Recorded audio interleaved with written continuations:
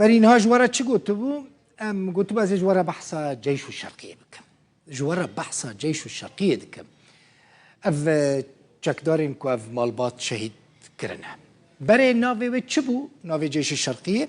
ناوی و اسود الشرقية بو يعني کنگی هاتی آوا کرن اف گروپا چکداران سال 2014 هاتی آوا کرن پرانیا اندامین و گروپش کدرینه دیرزورینه پرانیا چکدارین کد ناوا و گروپه ده جهد گرن برای دیرزور داعشی بونه و امریکا جی جزا دانیه سروان يعني جالية أمريكا و جزا كرينه هذا كشكدارية سرب ائتلاف أوبوزيسيونا سوريا و تركيا بشكريا واندك 7000 شكدارين جيش الشرقية هنا لقوري آمارا در دورة 7000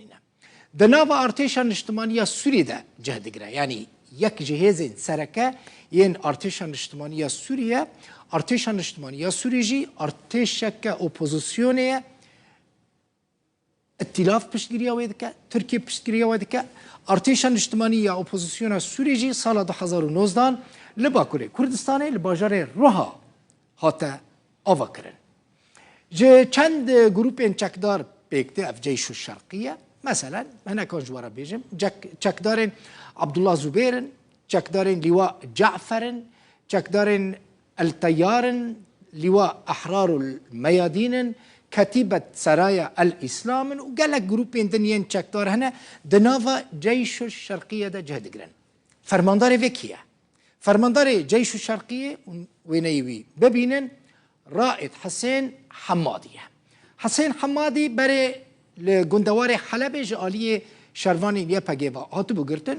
فيشنا نظام سربست هاتيه بردان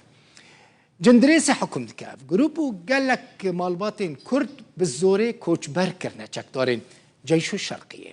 ده دادگاه كرنا داگير كرنا عفرين ده سال 2018 داجي